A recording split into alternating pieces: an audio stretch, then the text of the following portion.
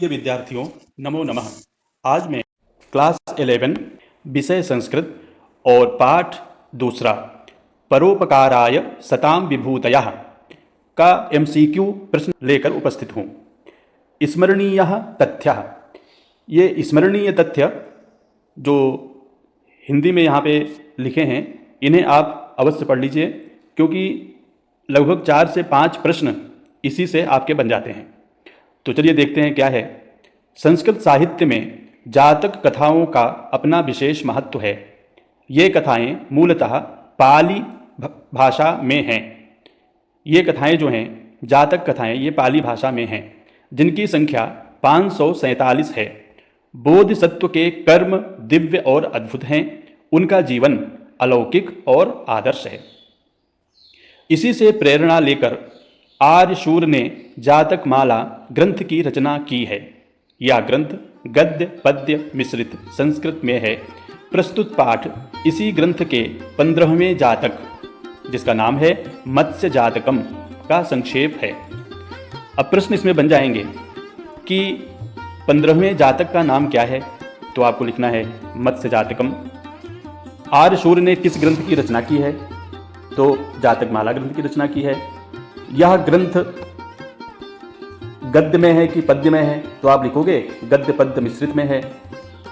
और पाली भाषा में जो जातक कथाएं हैं, उनकी संख्या कितनी है? तो आपको बताना पड़ेगा 547 है।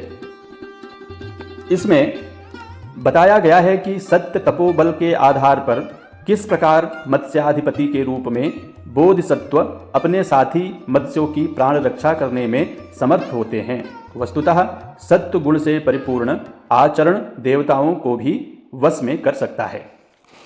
अर्थात अगर आपके आचरण अच्छे हैं तो आप देवताओं को भी अपने वश में कर सकते हैं। बहुविकल्पीयाः प्रश्नाः। तो इसको देख लेते हैं। प्रश्न नंबर 1, जातक मालायाः लेखकः कः? ये आपको जरूर याद रखना है कि जातक माला जो एक पुस्तक है, उस ग्रंथ के लेखक कौन है। तो उसके लेखक हैं आर्यशूरः। आर्यशूर उसके लेखक हैं। कथायां वर्णिते जन्मनि बोधिसत्वः कः बभूव? कथा में वर्णित जन्मनि यानी दूसरे जन्म में बोधिसत्व क्या हुए, किस रूप में उनका अवतार हुआ? तो बोधिसत्व हुए मत्स्याधिपति। मत्स्याधिपति का अर्थ होता है मछलियों के राजा, मछलियों के अधिपति, मत्स्य। प्रश्न नंबर 3 है, महासत्वः मीनानां केन परमनुग्रहम् अकरोत्?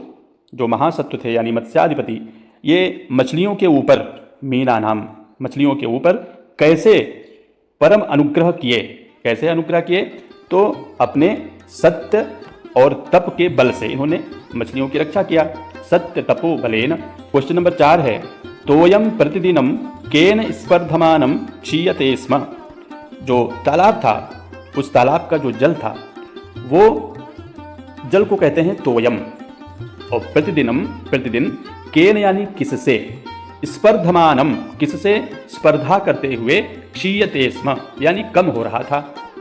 तो इसका उत्तर है आयु से स्पर्धा करते हुए कम हो रहा था, क्योंकि आयु भी हम लोगों की प्रतिदिन घट रही है और जो तालाब था उसका जल भी प्रतिदिन कम होता जा रहा था गर्मियों के समय में, इसीलिए आयु से स्पर्धा कर रहा था। आकाशे अकाला अपि के प्रादुर्भवन? आकाश में अकाला मतलब होता है अकाल के समय, जिसमें बारिश नहीं हो रही थी और जिसमें कोई समय बारिश का नहीं था, न वर्षा ऋतु थी न कुछ वैसा था, फिर भी वहाँ पे कौन उत्पन्न हो गए? के प्रादुर्भवन।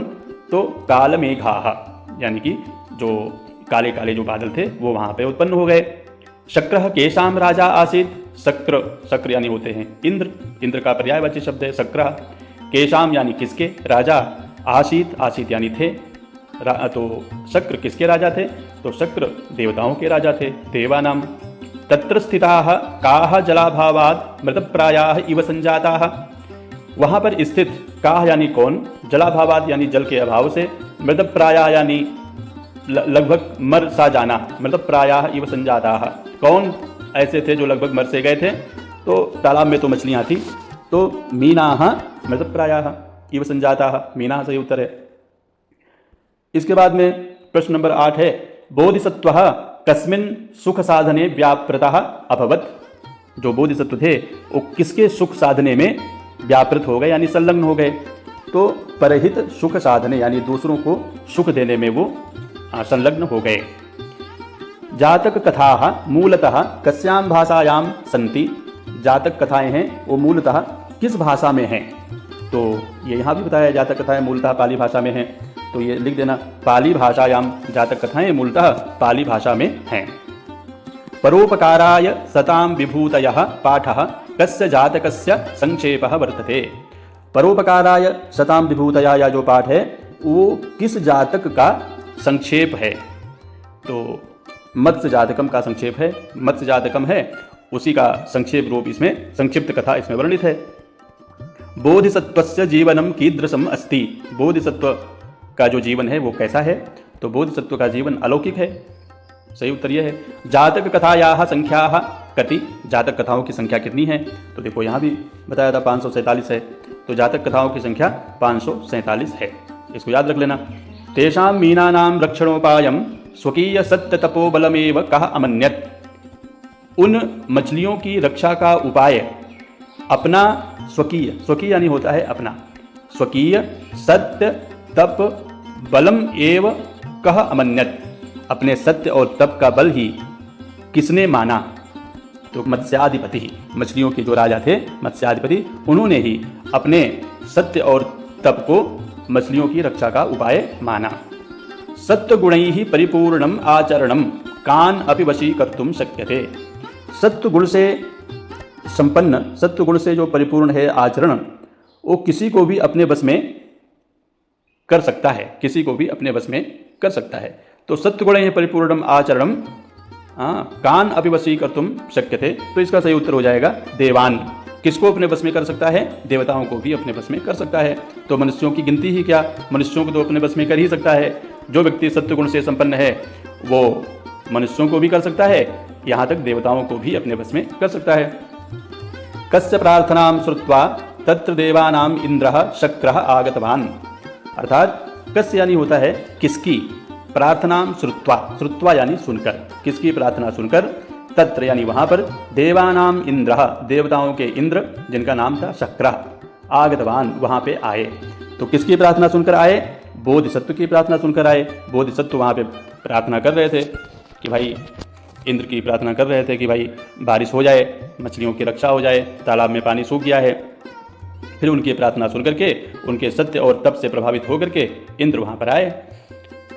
नेक्स्ट क्वेश्चन है, प्रिय वचनैः संराध्य तत्रैव को अंतर्दधे, प्रिय वचनों से आराधना करके वहाँ पर कौन अंतर्ध्यान हो गए। तो इंद्र वहाँ पर अंतर्ध्यान हो गए। पाठानुसारेण संस्कृत साहित्ये कासाम विशेष महत्वमस्ति, पाठ के अनुसार संस्कृत साहित्य में कासाम यानी किसका विशेष महत्व है, किसका विशेष महत्व है। तो जातक कथा नाम, जातक कथाओं का विशेष महत्व है। तत् कह तोय समृद्धिमवाप, तो वहाँ पर कौन तोय समृद्धि को प्राप्त हो गया, यानी कि जल की समृद्धि को प्राप्त हो गया, खूब जल हो गया। किसमें जल ज़्यादा हो गया, कूप में, शर में, समुद्र में अथवा मेघ में। तो शर था, तालाब की चर्चा हो रही है, शरह, शरह यानी तालाब, तालाब में जब बारिश हो गई तो खूब जल वहाँ पे हो गया। अस्माभिः कुत्र प्रयतितव्यम, हम लोगों को कहाँ पे ज़्यादा प्रयास करना चाहिए, कहाँ पे प्रयास करना चाहिए, शील विशुद्धौ, आचरण की शुद्धि में प्रयास करना चाहिए। तो इसके बाद में उचितोच्चारण स्थानम चिनुत, उचित उच्चारण स्थानों का चुनाव करना है। इससे भी 4-5 क्वेश्चन आते हैं। जैसे विसर्गस्य उच्चारण स्थानम भवति, विसर्ग का उच्चारण स्थान क्या है। तो अकुह विसर्जनीयानाम कंठः, तो विसर्ग अ क वर्ग ह और विसर्ग का उच्चारण स्थान होता है कंठ, तो आपको कंठ सही उत्तर दे देना है। विसर्ग का उच्चारण स्थान कंठ होता है। च वर्गस्य उच्चारण स्थानम भवति, च वर्ग का उच्चारण स्थान क्या होता है। तो पाणिनीय, महर्षि पाणिनि ने कहा है इचु यशा नाम तालु, तो तालु होता है। ई च छ ज झ य और तालव्य श, इनका उच्चारण स्थान क्या होता है, तालु होता है। अनुस्वारस्य उच्चारण स्थानम भवति, अनुस्वार का उच्चारण स्थान क्या होता है, तो अनुस्वार का उच्चारण स्थान होता है नासिका। वकारस्य उच्चारण स्थानम भवति, वकार का उच्चारण स्थान क्या होता है, तो वकारो दंतोष्ठम, दंत और ओष्ठ दो इसके उच्चारण स्थान है। व बोलोगे तो व ओठ भी लगेगा और दांत भी थोड़ा सा स्पर्श होगा इसमें। कंठ इति उच्चारण स्थानम अस्ति। कंठ या किसका उच्चारण स्थान है? तो अकुह विसर्जनीया नाम कंठा, पहले भी बताया है। क वर्ग का उच्चारण स्थान कंठ है। ह वर्णस्य उच्चारण स्थानम अस्ति। ह वर्ग का उच्चारण स्थान क्या है? तो ह वर्ग का भी उच्चारण स्थान कंठ ही है। अकुह, तो अकुह में अ है, कु यानी क वर्ग, कु यानी क वर्ग, और क वर्ग में तो 5 अक्षर आते हैं, क ख ग घ अंग, और इसके बाद ह, इनका उच्चारण स्थान क्या है? कंठ है। तकारस्य उच्चारण स्थानम भवति। तकार का उच्चारण स्थान क्या है?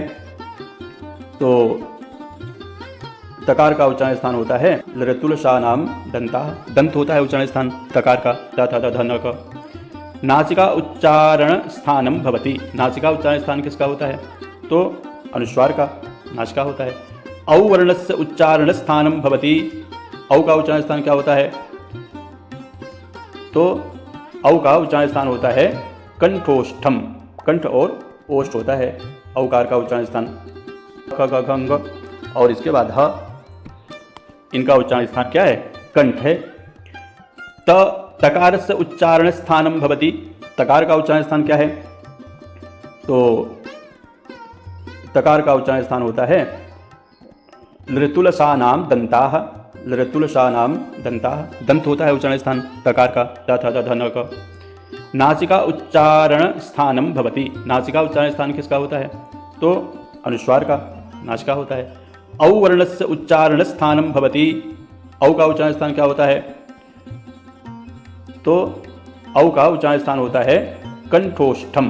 कंठ और ओष्ठ होता है औकार का उच्चारण स्थान। जिह्वा मूलीय वर्णस्य उच्चारण स्थानम भवति। जिह्वा मूल का उच्चारण स्थान क्या होता है? तो जिह्वा मूल का उच्चारण स्थान, जिह्वा मूल का उच्चारण स्थान कंठः। जिह्वा मूल का उच्चारण स्थान कंठ होता है। तो जिह्वा मूलीय वर्णस्य उच्चारण स्थानम भवति। जिह्वा मूलीय वर्ण का उच्चारण स्थान होता है जिह्वा मूलम। जिह्वा का मूल होता है। व वर्णस्य उच्चारण स्थानम अस्ति। व वर्ग का उच्चारण स्थान क्या है? तो वकारः दंतोष्ठम। वकार का दंत और ओष्ठ उच्चारण स्थान है। इसके बाद क वर्गस्य उच्चारण स्थानम भवति। क वर्ग का उच्चारण स्थान कंठः। ए वर्णस्य उच्चारण स्थानम अस्ति। ए दयितोः कंठतालु। तो कंठतालु यहाँ पे है, कंठतालु। ए दयितोः कंठतालु। ट वर्गस्य उच्चारण स्थानम भवति। ट वर्ग का उच्चारण स्थान क्या है? ऋटुरषाणाम मूर्धा। तो ट वर्ग का उच्चारण स्थान मूर्धा है। प वर्गस्य उच्चारण स्थानम भवति। प वर्ग का उच्चारण स्थान क्या है? उपपद्मानीयानाम ओष्ठौ। ओष्ठ है। द वर्णस्य उच्चारण स्थानम अस्ति। द वर्ग का उच्चारण स्थान क्या है? तो लृतुलशा नाम दंताः। त थ द ध, तो त थ द का उच्चारण स्थान दंत होता है। तो इतना आप लोग पढ़ लीजिए बच्चों। और परोपकाराय सताम विभूतयः, दूसरे पाठ के इतने प्रश्न उत्तर अगर आप कर लेंगे तो इसमें से परीक्षा में जरूर बहुत सारे प्रश्न आएंगे। आप सभी को बहुत बहुत धन्यवाद। पुनर्मिलामः।